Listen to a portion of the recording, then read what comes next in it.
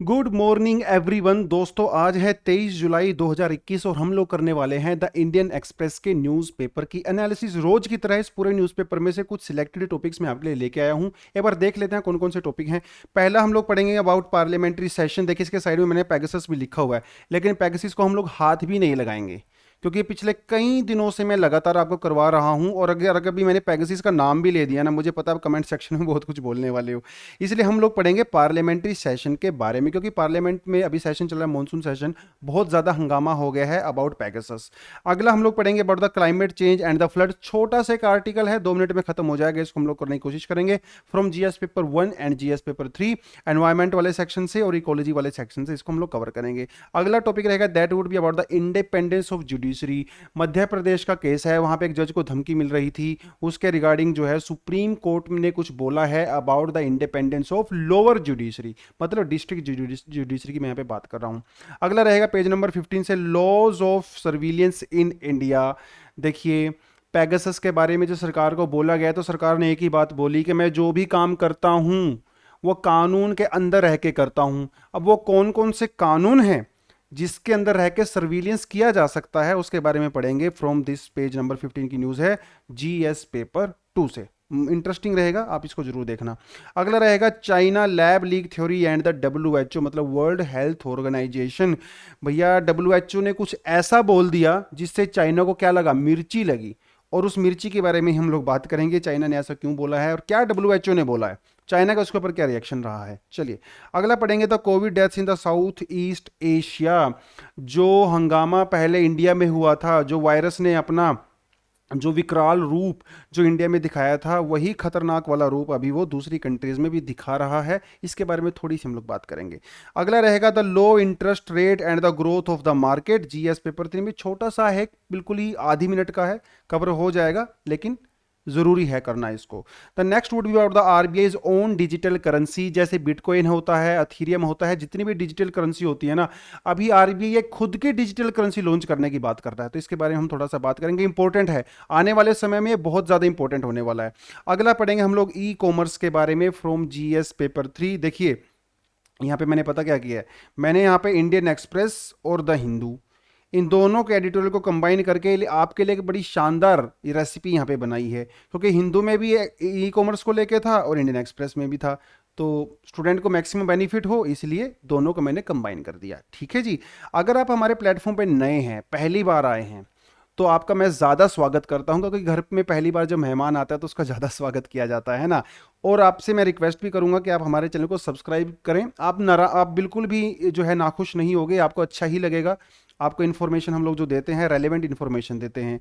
और सुबह सुबह मैंने टेलीग्राम पे और व्हाट्सएप पे ऑलरेडी न्यूज़पेपर शेयर कर चुका हूं। अगर आपने ग्रुप ज्वाइन कर रखे हैं तो आप वहां के जाके डाउनलोड कर लीजिए, अगर नहीं किया है तो तब भी कर लीजिए, डिस्क्रिप्शन में लिंक आपको मिल जाएगा। अगर आप इंस्टाग्राम प्रेमी हैं, अगर आप रील वगैरह बनाते हैं, तो आप हमारा फिर जो इंस्टाग्राम भी ज्वाइन कर सकते हो। चलिए पहली न्यूज़ है वो कौन सी है, देखिए पेज नंबर 1 पे है।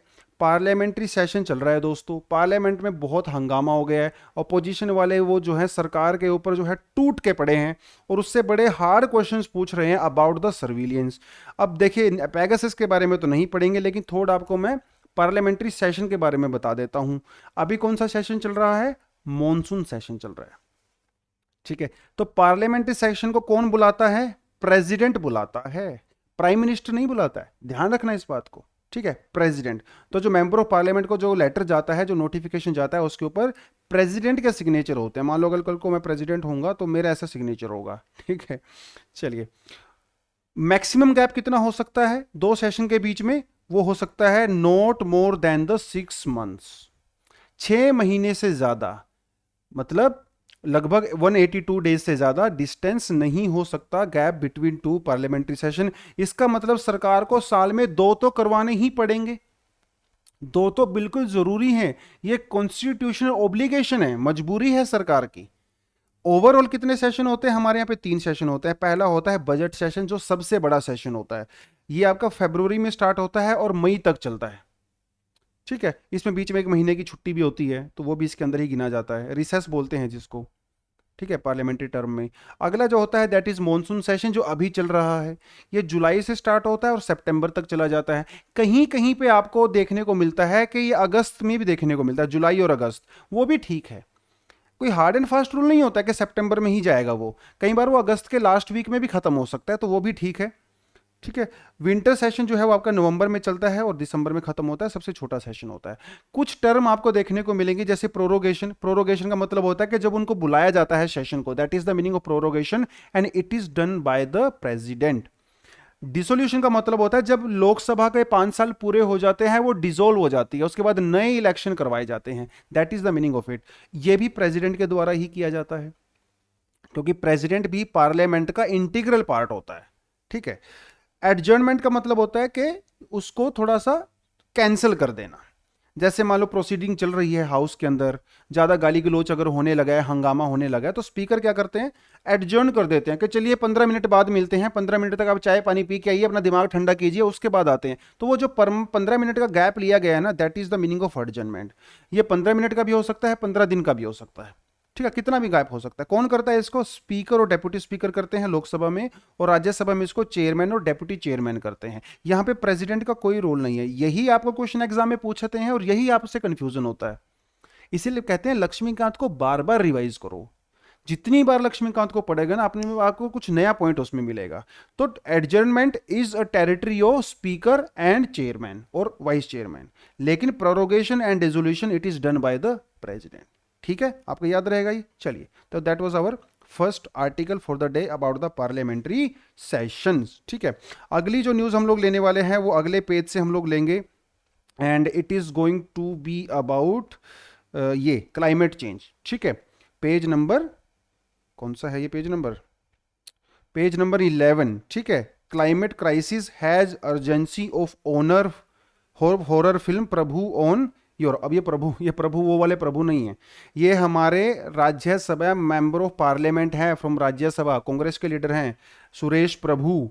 ठीक है, अभी एक कॉन्फ्रेंस चल रही थी, वेबिनार, जिसके अंदर जो है Club of Rome, Indian National Association and the Balipara Foundation और डेवलपमेंट अल्टरनेटिव्स, ये एक वेबिनार है। वेबिनार मतलब ये जूम कॉल वगैरह पे होता है ना, वो, उसमें इन्होंने कुछ अच्छी अच्छी बातें बोली हैं। इन्होंने कहा है कि आपको पता है ना कि यूरोप में कितनी ज़्यादा फ्लड आई हुई है।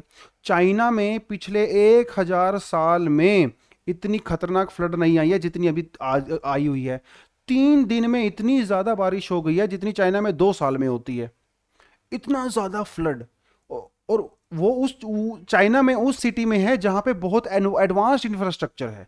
ऐसा ही कुछ हाल यूरोप का भी है। जर्मनी में आप जाके देख लीजिए, इतना ज़्यादा फ्लड है जर्मनी में इस समय पे, जबकि कितनी एडवांस्ड इकोनॉमी है। तो प्रभु जी ने यही कहा कि जो क्लाइमेट क्राइसिस है ना भैया, चाहे जितना मर्जी अल्ट्रा मॉडर्न इंफ्रास्ट्रक्चर हो, नेचर के सामने कुछ नहीं टिकता है।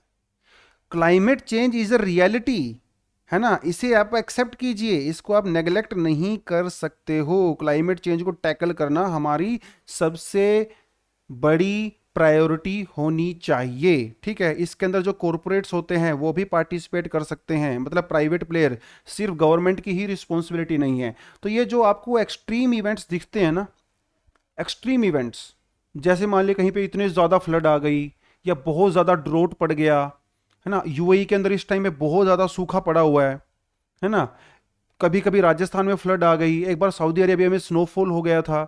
ये इंडिकेट करता है क्लाइमेट चेंज को। क्लाइमेट चेंज का मतलब होता है एकदम एक्सट्रीम वेदर कंडीशंस।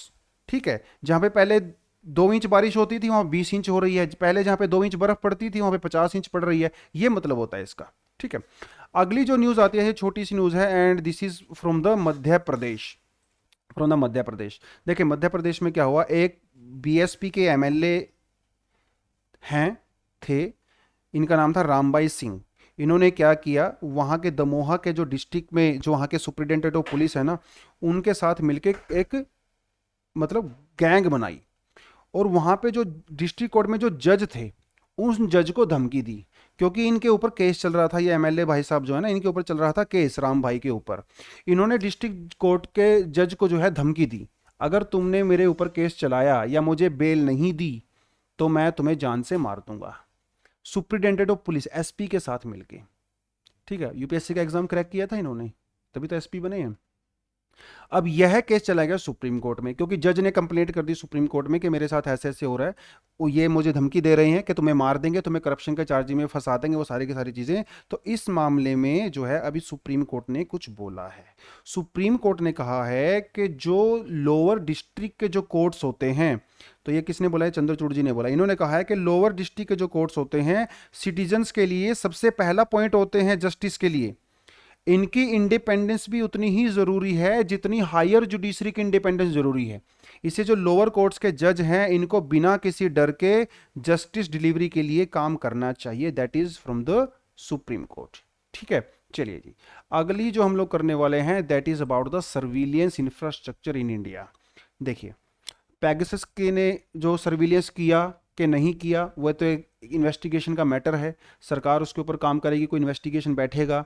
सरकार फिलहाल तो डिनाई कर रही है, लेकिन सरकार ने पार्लियामेंट के अंदर यह बोला है कि जो भी इन्वेस्टिगेशन वगैरह की जाती है, सर्विलियंस किया जाता है, वो कानून के अंदर रह के किया जाता है, हम कानून से बाहर कुछ नहीं करते हैं।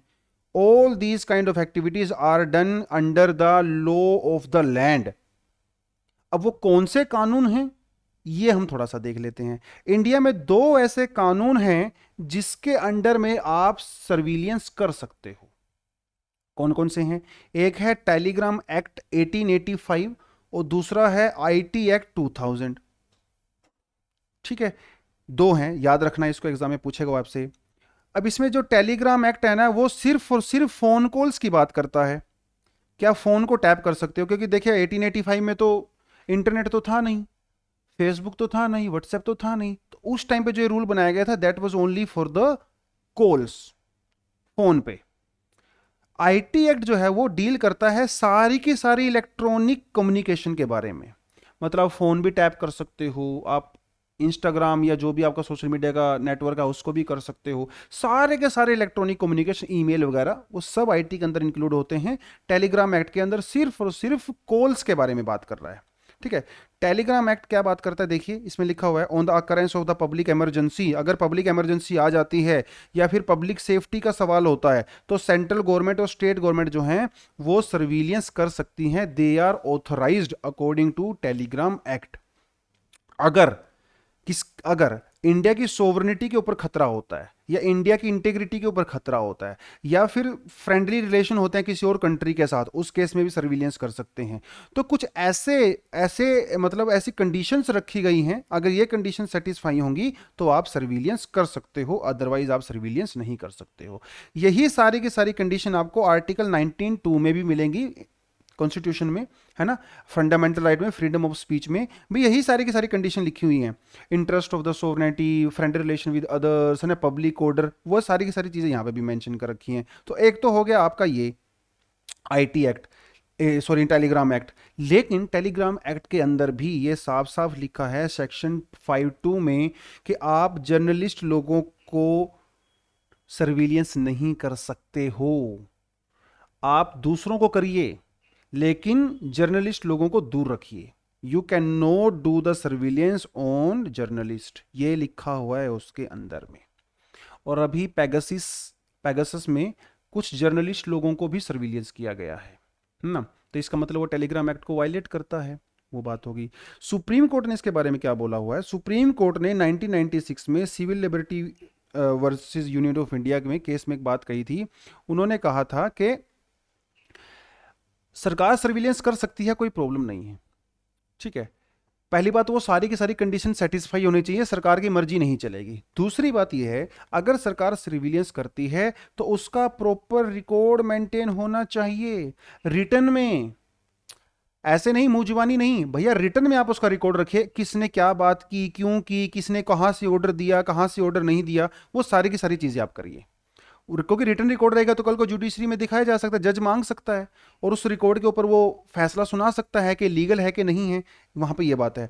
सुप्रीम कोर्ट के ये बोलने के बाद टेलीग्राम एक्ट में 2007 में अमेंडमेंट किया गया, क्योंकि उससे पहले तो ये सब था नहीं रिटर्न वाला प्रोविजन, और उसमें जो है एक नया रूल जोड़ा गया 419A। ठीक है, उसके बाद आईटी एक्ट में भी चेंजेस किए गए 2009 के अंदर। तो अभी ये कंपलसरी है कि अगर आप सर्विलियंस करोगे तो आपको रिटर्न रिकॉर्ड यहाँ पे रखना पड़ेगा। और ये ऑर्डर कौन दे सकता है? सर्विलियंस का ऑर्डर भैया ये कोई आम आदमी नहीं दे सकता, कोई एमएलए एमपी नहीं दे सकता है। इसके लिए आपको secretary of government of India of home ministry, तो ये सेक्रेटरी लेवल का बंदे से जब ऑर्डर आएगा ना रिटर्न में, तभी आप सर्विलियंस कर सकते हो। प्राइम मिनिस्टर से भी नहीं, होम मिनिस्टर से भी नहीं, सेक्रेटरी के थ्रू आना पड़ेगा। और सेक्रेटरी मोस्टली केसेस में एक आईएएस ऑफिसर ही होता है। तो आप देख रहे हो आईएएस ऑफिसर की कितनी पावर होती है ना। ये सीनियर मोस्ट आईएएस ऑफिसर होते हैं, कुछ रिटायरमेंट के समय में बनते हैं। ऐसा नहीं है कि आपका कल के सिलेक्शन हुआ कल को ही आपको सेक्रेटरी बना देंगे, है ना। वो सारी की सारी चीज़ें। अगर किसी किसी केस में सेक्रेटरी अवेलेबल नहीं है तब क्या होगा? तब यही ऑर्डर जो सर्विलेंस वाला है वो जॉइंट सेक्रेटरी जो होता है गवर्नमेंट ऑफ इंडिया के, वो भी पास कर सकते हैं। अगर होम मिनिस्ट्री वाले अवेलेबल नहीं है तो जॉइंट वाले भी कर सकते हैं। अब आईटी एक्ट 2000 क्या कहता है? आरटीआई 2 एक्ट 1000 के अंदर में भी सर्विलेंस की बात की गई है, लेकिन इसमें सिर्फ फोन कॉल की बात नहीं कही है। इसमें कहा गया है all electronic transmission of data can be intercepted. तो अगर पेगासिस के थ्रू सरकार ने सर्विलियंस किया है तो वो आईटी एक्ट के अंडर में किया है, टेलीग्राम एक्ट के अंडर में नहीं किया है। Why? Because telegram act only talks about the interception of the calls, but IT act talks about the interception of all electronic communication. ठीक है, तो ये सारी की सारी चीज यहां पे है। चलिए ठीक है। उसके बाद 2012 में प्लानिंग कमीशन ने एक एक्सपर्ट ग्रुप बनाया था जिसको ये रिस्पॉन्सिबिलिटी दी गई थी कि इंडिया में प्राइवेसी को लेके, सर्विलियंस को लेके जो भी लॉ हैं आप उसके बारे में अपनी सजेशन दीजिए, अगर उसको हम लोग कैसे इंप्रूव कर सकते हैं। तो इन्होंने भी यही कहा था कि इंडिया में जो टाइप ऑफ जो इंटरसेप्शन होता है इसके लिए प्रॉपर लॉ होना चाहिए और बिल्कुल एक्सट्रीम केस में ही सर्विलियंस करना चाहिए। ऐसा ना हो कि अपनी ओपोजिशन वालों के ऊपर आप कर दो। एक्चुअली में जब लगे कि देश की अखंडता को खतरा है, इंटेग्रिटी को खतरा है, तब आप उसको कीजिए। ऐसे ऐसे नहीं करिए कि चलो फोन कर दिया, चलो इसका फोन टैप कर दो। वो सब नहीं होना चाहिए, इनफॉर्मल वे में प्रॉपर तरीके से होना चाहिए। चलिए, वर्ल्ड हेल्थ ऑर्गेनाइजेशन और चाइना। वर्ल्ड हेल्थ ऑर्गेनाइजेशन देखिए कितना न्यूज़ में है 2 साल से, क्योंकि जब से कोविड आया है पहले लोगों को पता नहीं था इस तरह की ऑर्गेनाइजेशन कोई एग्जिस्ट भी करती है, अभी पता चल गया है। चाइना में जो है वुहान में एक वायरोलॉजी लैब है जहाँ पे एक्सपेरिमेंट्स किए जाते हैं अलग अलग वायरस के ऊपर। ये एक बात किसी से छिपी नहीं है, ये हर कंट्री में होता है, ये फ्रांस में भी है, अमेरिका में भी है। चाइना में जो ये लैब है इसकी बहुत सारी फंडिंग तो अमेरिका ने खुद की है। तो चाइना की इस लैब के ऊपर बहुत सारे एलिगेशंस लगाए जाते हैं कि यहां से जो वायरस है वो लीक हुआ है। देखिए, ये कोई नहीं कह रहा है कि चाइना ने जानबूझ के किया है, लैब से लीक हुआ है एक्सीडेंटली। और एक्सीडेंटली वायरस लीक होना कोई पहला केस नहीं है, हमेशा से होता आया है, पहले भी होता रहा है, आगे भी हो सकते हैं। तो पहले डब्ल्यूएचओ ने कुछ समय पहले एक टीम भेजी थी वहां पे जिसने ये कहा था कि बहुत ही ज़्यादा मुश्किल है, एक्सट्रीमली अनलाइकली कि लैब से वो लीक हुआ हो। लेकिन डब्ल्यूएचओ के ऊपर भी वेस्टर्न कंट्रीज का प्रेशर आ गया, यूरोप का और अमेरिका का। तो डब्ल्यूएचओ ने उनके प्रेशर में दोबारा से ये कहा है कि आई थिंक हम लोगों को दोबारा से रीन्यू करना चाहिए वायरस के ओरिजिन का पता लगाने के लिए। अब चाइना इससे भड़क गया, उसको लग गई मिर्ची कि आप ऐसा कैसे बोल सकते हो, पहले तो आपने ये बोला था, अभी आप ऐसा क्यों बोल रहे हो, है ना। तो चाइना ने इसीलिए डब्ल्यूएचओ को थोड़ा सा गाली गलौज हुआ है, मतलब फॉर्मल सेंस में, है ना। चलिए अगली बात करते हैं हम लोग। Death rate soar in south east Asia and कोविड-19। स्पेशली 2 कंट्री की यहाँ पे बात हो रही है, इंडोनेशिया और मलेशिया। इंडोनेशिया और मलेशिया भैया, जो हालत पिछले महीने, उससे पिछले महीने इंडिया की थी, वही हालत है इंडोनेशिया और मलेशिया की। कहने का मतलब ये है जिस जिस कंट्री में डेल्टा वेरिएंट स्ट्रोंग हुआ है उस कंट्री में की हालत हुई है खराब। इंडोनेशिया और मलेशिया की हालत तो इंडिया से भी ज़्यादा खराब हो गई है, क्योंकि वहाँ पे जो पर कैपिटा जो डेथ रेट है वो इंडिया से कई गुना ज़्यादा है। ठीक है, क्योंकि वहाँ पे भी डेल्टा वेरिएंट है। डेल्टा वेरिएंट वही वेरिएंट है जो पहले इंडिया के अंदर पाया गया था। पहले इसको इंडियन वेरिएंट बोलते थे, लेकिन अब इसका नाम हम लोग डेल्टा वेरिएंट बोलते हैं। इसी तरह से गामा वेरिएंट है। गामा वेरिएंट पहले पाया गया था ब्राज़ील के अंदर, अभी गामा वेरिएंट के कुछ केस वो रशिया में भी पाए गए हैं। ठीक है, बस ये थोड़ी सी न्यूज़ थी, कोई खास न्यूज़ नहीं थी। कहने का मतलब ये है कि बार बार हम बोलते हैं अपने हाथों को धोइए, मास्क पहनिए, को सोशल डिस्टेंसिंग रखिए। अगर आप ये चीज़ नहीं रखोगे तो वो जो सेकंड वेव की हालत थी ना वो दोबारा से भी हो सकती है।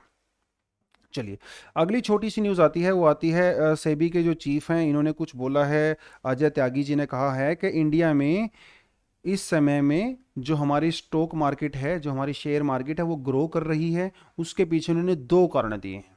ये कारण अपन एग्जाम में भी लिख सकते हो। एक है एम्पल लिक्विडिटी। लिक्विडिटी का मतलब होता है इकोनॉमी के अंदर जो पैसा होता है, दैट इज कॉल्ड लिक्विडिटी। अभी इंडिया के इकोनॉमी में काफ़ी ज़्यादा पैसा है, क्योंकि इंटरेस्ट रेट लो है। जब बैंक का इंटरेस्ट रेट लो होता है तो लिक्विडिटी बढ़ती है। क्यों? क्योंकि इंटरेस्ट रेट लो होने से ज़्यादा ज़्यादा से ज़्यादा लोग लोन लेते हैं, है ना। Home loan, car loan, business loan, दुनिया भर के लोन। तो जब लोन लोग ज़्यादा लेंगे तो एक लिक्विडिटी बढ़ती है, और जिसकी वजह से जो है हमारी शेयर मार्केट भी ग्रो करती है, ऐसा कहा इन्होंने। तो बस यही मुझे पॉइंट बताना था, और ज़्यादा डिटेल इसमें कुछ है भी नहीं है और बताने लायक भी नहीं है। ठीक है, बस ये दो पॉइंट आप लिख लीजिए। अगली बात करते हैं डिजिटल करेंसी की। आरबीआई अपनी खुद की डिजिटल करेंसी लॉन्च करने के मूड में है।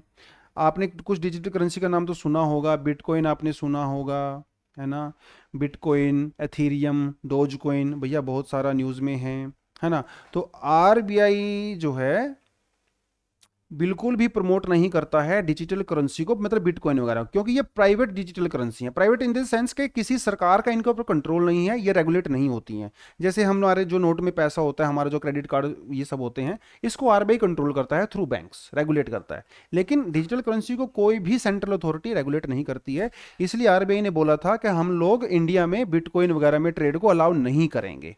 ठीक है, ऐसा बोला था आरबीआई ने। हालांकि 2018 में सुप्रीम कोर्ट ने बोला था कि नहीं, आप ऐसा नहीं कर सकते, बट स्टिल सरकार एक कानून लाने के मूड में है, जिसमें सरकार सारी जो डिजिटल करेंसी को बैन करने वाली है इंडिया के अंदर।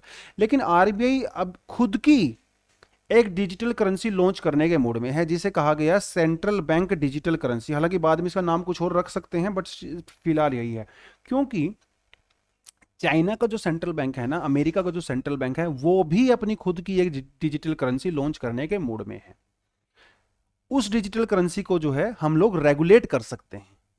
बिटकॉइन को हम लोग रेगुलेट नहीं कर सकते, है ना, क्योंकि पता ही नहीं है।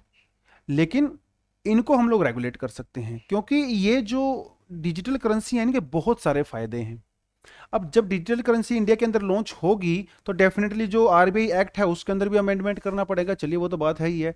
अब इसके कौन कौन से फायदे हैं डिजिटल करेंसी के, ये थोड़ा सा देख लेते हैं। काफ़ी ज़्यादा फायदे हैं, ऐसी थोड़ी इतनी कीमत हो गई इनके, ट्रिलियन ऑफ डॉलर्स। पहली बात तो ये कि जो हम लोग करेंसी प्रिंट करते हैं इंडिया में, आज भी इंडिया में बहुत ज़्यादा करेंसी, हमारे जीडीपी के हिसाब से हम बहुत ज़्यादा कैश यूज़ करते हैं। अब उसको कैश को प्रिंट करने में काफ़ी ज़्यादा पैसा खर्च होता है, उसको ट्रांसपोर्ट करने में भी पैसा खूब खर्च होता है, उसको स्टोर करने में भी पैसा खर्च होता है। तो अगर आप डिजिटल करेंसी का यूज करोगे तो यहां से करोड़ों रुपए बचाए जा सकते हैं आरबीआई के। इसलिए इसको इंट्रोड्यूस करना बहुत जरूरी है। दूसरा ये है कि जो प्राइवेट करेंसी होती है, जैसे बिटकॉइन वगैरह, अगर आप इसमें इन्वेस्ट करते हो तो काफी थ्रेट हो सकता है।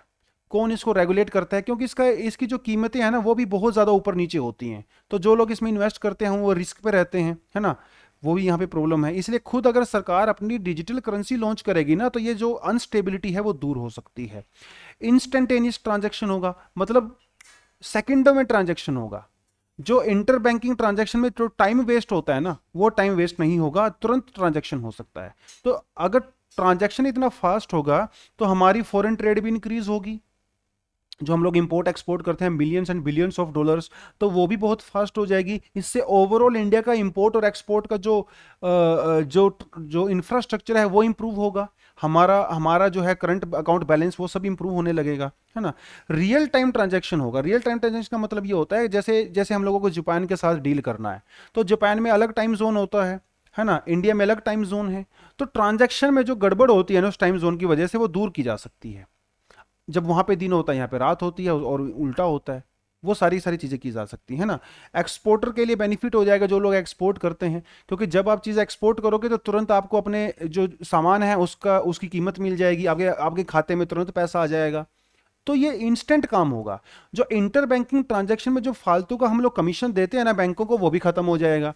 तो चीज़ें सस्ती हो जाएंगी, है ना। तो ये इसका बेनिफिट है डिजिटल करेंसी का। तो यही एक हमारा इसमें आर्टिकल था यहाँ पे इसको लेके। ठीक है, जो अगली जो हम लोग बात करते हैं, यूएस में एक रिपोर्ट निकली है अभी, जिसका रिपोर्ट का नाम है 2021 इन्वेस्टमेंट क्लाइमेट स्टेटमेंट्स इंडिया। ठीक है, रिलीज, ये बुधवार को रिलीज की गई थी। इसमें यह कहा गया है कि इंडिया में जो बिजनेस करने का जो माहौल है ना वो खराब है, काफ़ी ज़्यादा बैरियर हैं इंडिया में इन्वेस्टमेंट को लेके।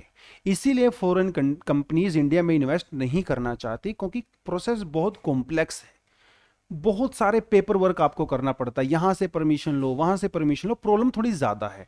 ये बोला है इस रिपोर्ट में। ऊपर से इन्होंने J&K और जो सिटीजनशिप अमेंडमेंट एक्ट के बारे में थोड़ी बहुत बात की है ना, तो वो सारी की सारी चीज़ें यहाँ पे थी। चलिए अगला जो हम लोग करने वाले हैं that would be about the editorial of the day which is about the e commerce. ये इंडियन एक्सप्रेस, द हिंदू, दोनों के एडिटोरियल को मिलकर मैंने बनाया है। थोड़ा थोड़ा देखेंगे, बहुत ज़्यादा नहीं। देखिए एंड्रॉयड में और एप्पल में क्या फ़र्क है। एप्पल के अंदर जो सिस्टम यूज़ होता है दैट इज़ iOS, है ना, ऑपरेटिंग सिस्टम। एंड्रॉयड जो है एक ओपन ऑपरेटिंग सिस्टम है।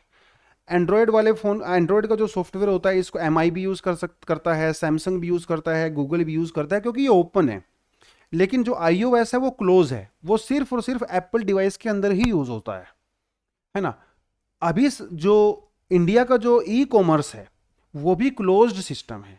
अमेजोन का एक अपना खुद का सिस्टम है, फ्लिपकार्ट का अपना खुद का सिस्टम है। तो सरकार इसको ओपन करना चाहती है ई कॉमर्स सिस्टम को, जिसे कहा गया ओपन नेटवर्क डिजिटल कॉमर्स, जिसमें सभी लोग जो हैं इन्वॉल्व हो सकते हैं।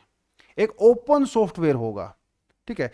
जो ये प्रोजेक्ट है ओपन एंड ONDC जिसको बोला जाता है, it is initiated by the department of promotion of the industry, ये आपको याद रखना एग्जाम के लिए, एंड इंटरनल ट्रेड DPIIT ने जो है इसको इनिशिएट किया है under the ministry of commerce and industry, government of India. ये आपके प्रीलिम्स के लिए मैंने आपको फैक्ट बता दिया, ठीक है। इसकी जो इंप्लीमेंटेशन है वो किसके द्वारा की जाएगी, क्वालिटी काउंसिल ऑफ इंडिया। एक और प्रीलिम्स के लिए आपको फैक्ट बता दिया। ओपन सोर्स जो प्रोजेक्ट होते हैं इसका मतलब होता है anybody is free to use, study, modify and distribute the project for any purpose. जैसे एंड्रॉयड को कोई भी अपने हिसाब से मॉडिफाई कर सकता है, अपनी डिवाइस में उसको यूज कर सकता है, उसके बाद आप इसको आप ऐसे ही यूज कर सकते हो। तो इंडिया में जो छोटे छोटे जो ट्रेडर्स होते हैं ना, उन सबको बेनिफिट होगा। जो छोटे छोटे वेंडर्स होते हैं ये अपना खुद का सिस्टम बना सकते हैं, अपने सामान को बेच सकते हैं ऑनलाइन, है ना। तो ये सारी की सारी चीज़ें यहाँ पे की गई हैं। उसकी वजह से जो जो ई कॉमर्स कुछ कंपनी के हाथ में है ना, तो उनके हाथ से चला जाएगा, तो ये सबके लिए बराबर हो जाएगा, है ना, which is a very landmark thing अगर ये होता है तो। चलिए, तो ई कॉमर्स कंपनीज को लेके द हिंदू का एडिटोरियल है, इसमें जो है हमने क्या किया था, देखो जून में सरकार ने क्या किया था, ministry of consumer affairs and food and public distribution ने एक जो है प्रपोजल, जो हमारा कंज्यूमर प्रोटेक्शन एक्ट है ना 2019, इसके अंदर अमेंडमेंट करने का प्रपोजल लेके आए थे, जिसके अंदर क्या क्या कहा गया था कि आप एक चीफ कंप्लायंस ऑफिसर इंडिया के अंदर अपॉइंट करोगे, ठीक है। आप एक ग्रीवेंस ऑफिसर को भी इंडिया में अपॉइंट करोगे कि कंज्यूमर को जो प्रॉब्लम होती है वो आप कंज्यूमर ऑफिस, ये ग्रीवेंस ऑफिसर उसको देखेगा, है ना। और कंप्लायंस ऑफिसर ये इंश्योर करेगा कि जो कंप्लेंट आई थी उसको फॉलो किया गया है कि नहीं किया गया है। इसके अंदर एक फॉल बैक लाइबिलिटी वाला ऑप्शन भी था, ठीक है, जिसको लेके इसको काफ़ी ज़्यादा क्रिटिसाइज किया जा रहा है, अपोज किया जा रहा है बाय ई कॉमर्स कंपनीज। वो क्या था, वो ये था कि जैसे अगर आप अमेजोन से कोई प्रोडक्ट परचेज करते हो, अगर बाई चांस वो प्रोडक्ट जो है वो डिफॉल्ट है उसके अंदर, है ना, तो उसके लिए अमेजोन रिस्पॉन्सिबल होगा, जो अभी नहीं है प्रोविजन में। देखिए, और अमेजोन का कहना है कि भैया मैं रिस्पॉन्सिबल क्यों हूं, वो प्रोडक्ट मैंने थोड़ी बनाया है, मैं तो सिर्फ एक प्लेटफॉर्म प्रोवाइड करा रहा हूं। अगर कोई बंदा रिस्पॉन्सिबल है तो वो सेलर है जिसने प्रोडक्ट बनाया है। लेकिन फॉल बैक रिलायबिलिटी के अंदर जो नया प्रपोजल आया है उसमें ये प्लेटफॉर्म जैसे अमेजोन, फ्लिपकार्ट भी रिस्पॉन्सिबल होंगे, which is very crucial and that is why people are, मतलब स्पेशली जो बिजनेस लोग हैं, they are criticising this liability, fall back liability वाला, है ना। चलिए, अब इसमें क्या है, जो फ्लैश सेल्स हैं, फ्लैश सेल्स जैसे बिग बिलियन सेल होती है, उसमें काफ़ी ज़्यादा डिस्काउंट मिलता है जनता को, है ना, कस्टमर जो होते हैं हम आपके जैसे मेरे जैसे लोग, इसको भी बैन करने की बात की गई है, जिसे जिसे इसे भी क्रिटिसाइज किया जा रहा है बाय दिस कंपनीज। देखिए आगे बताता हूँ और क्या क्या इशू हैं। देखिए, सबसे बड़ा इशू है कानून का। देखो, कंज्यूमर को प्रोटेक्ट करने के लिए ऑलरेडी हमारे पास कंज्यूमर फोरम है, कंज्यूमर कोर्ट है कि नहीं। जो मार्केट में जो मोनोपोली है, उस मोनोपोली के दूर करने के लिए ऑलरेडी हमारे पास कंपटीशन कमीशन ऑफ इंडिया है। तो भैया जब ऑलरेडी हमारे पास इतने सारे प्रोविजंस हैं तो आप नया प्रोविजन क्यों लेके आ रहे हो। This is nothing but the overlapping, क्योंकि जो हमारा मिनिस्ट्री ऑफ कंज्यूमर अफेयर है वो तो कंज्यूमर की प्रोटेक्शन कर रहा है, उनके वेलफेयर को देख रहा है। कंपटीशन कमीशन ऑफ इंडिया है वो मोनोपोली को चेक कर रहा है। जब ऑलरेडी हमारे पास इतने अच्छे अच्छे कानून हैं और जो अच्छा काम कर भी रहे हैं, उसके बावजूद भी आप उनको चेंज क्यों करने की कोशिश कर रहे हो? तो और ज्यादा कॉम्प्लिकेशन क्रिएट कर रहे हो हमारे सिस्टम में, जो पहले से ही काफी कॉम्प्लिकेटेड है ना। यहाँ पे एक बात है, अब क्या इस सरकार ऐसा क्यों कर रही है? क्या वो हमारी लोकल जो इंडस्ट्री है उसको प्रोटेक्ट करना चाहती है? ऐसा हो सकता है, लेकिन ये सरकार का मूव सक्सेसफुल नहीं होगा, क्योंकि जो कंपनीज होती है ना, वो बड़ी चंट होती हैं, बड़ी सयानी होती है। वो ऐसे तरीके निकाल लेती हैं, लूप होल्स निकाल लेती हैं। जिसका एग्जांपल आपको देता हूं कि इंडिया के अंदर ये कानून है कि इंडिया में विस्की को प्रमोट नहीं किया जा सकता, आप विस्की की एडवर्टीजमेंट वगैरह नहीं कर सकते टीवी पे। लेकिन कंपनियां और भी सियानी है, जैसे किंगफिशर या मेक इट लार्ज जो आता है ना, रॉयल स्टैग, ये दारू की ब्रांड है, विस्की की ब्रांड है। अब ये क्या करती हैं, विस्की को प्रमोट नहीं करती हैं, लेकिन सोडे को प्रमोट करती हैं। Kingfisher water, Kingfisher soda, make it large, है ना। आती है ना रणबीर सिंह की या रणबीर सिंह की ऐड आती है, make it large. Virat Kohli की ऐड भी आती है। तो इनके पास तरीके हैं। आप भैया जितने मर्जी कानून बना लो, ये तरीके निकाल ही लेंगे, कहीं ना कहीं से लूप होल ढूंढ ही लेंगे। ठीक है। एक चीज आप और देखिए, अगर हमारी लोकल कंपनीज अगर क्वालिटी प्रोवाइड कराएंगी और लो प्राइस प्रोवाइड कराएंगी, तो फिर प्रोटेक्शन की जरूरत ही नहीं है। आप एमआई का फोन क्यों खरीदते हो? क्योंकि इसका प्राइस लो है और इसकी क्वालिटी ठीक ठाक है। जितना ही आपसे पैसा चार्ज करते हैं उतनी क्वालिटी आपको देते हैं। अगर कोई इंडियन ब्रांड अगर वो उतनी ही अच्छी क्वालिटी दे और उससे कम पैसा आपसे ले, तो क्या आप इंडियन ब्रांड नहीं खरीदोगे? बिल्कुल खरीदोगे। तो कानून बना के उनको प्रोटेक्ट करने की बजाय आप उनकी कैपेसिटी डेवलप कीजिए, ताकि वो एक अच्छा प्रोडक्ट बनाएं। अगर अच्छा प्रोडक्ट बनाएंगी, इंटरनेशनल प्रोडक्ट से compete करेंगी, तो खुद ब खुद कंपटीशन बढ़िया हो जाएगा, मार्केट अपने आप ही ठीक हो जाएगी। और जहां तक फ्लैश सेल की बात है, फ्लैश सेल के सरकार का ये कहना है कि फ्लैश सेल को बैन करके मैं कंज्यूमर को प्रोटेक्ट करूंगा। भैया ये बताइए, जो डिस्काउंट दिए जाते हैं फ्लैश सेल में, उससे कंज्यूमर कैसे प्रोटेक्ट होगा? उससे कंज्यूमर का क्या नुकसान है?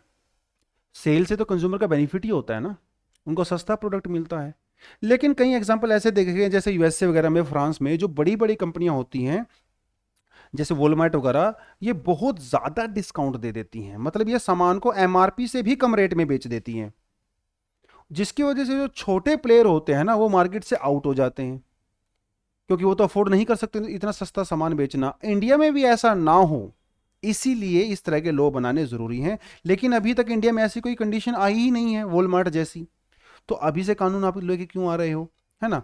क्यों इंट्रोड्यूस किए गए हैं ये कानून? इसके पीछे सरकार का मोटिव क्या है? वो ये है मेक इन इंडिया, कि इससे हम लोग अपनी डोमेस्टिक इंडस्ट्री को प्रोटेक्ट करेंगे और हम इंडिया की कंपनीज को ग्रो करेंगे।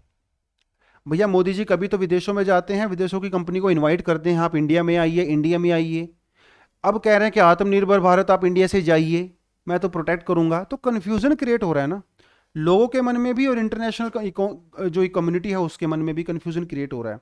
इसी वजह से हमारे यहाँ पे इन्वेस्टमेंट नहीं आती है ना। तो इम्पोर्ट ड्यूटी हम लोग बढ़ा देते हैं प्रोटेक्शन करने के लिए लोगों को। लेकिन क्या किया जाना चाहिए? What is the conclusion? Conclusion यही है कि कंज्यूमर को चीट ना किया जाए। सरकार को ऐसा इंश्योर करना चाहिए कंज्यूमर चीट ना हो। जैसे फेयर एंड लवली बोलते हैं ना, आप एक हफ्ता फेयर एंड लवली बनाइए, आप गोरे हो जाओगे, आपकी स्किन चमकने लगेगी, लेकिन ऐसा कुछ होता तो है नहीं। तो ये कंपनी क्या करती है? कंज्यूमर को चीट करती हैं। आप ऐसा इंश्योर कीजिए कि ये सब ना हो, मोनोपोली ना हो, मार्केट में कोई एक ही प्लेयर ना हो, कंपटीशन हेल्दी होना चाहिए, ये इंश्योर करना चाहिए सरकार को।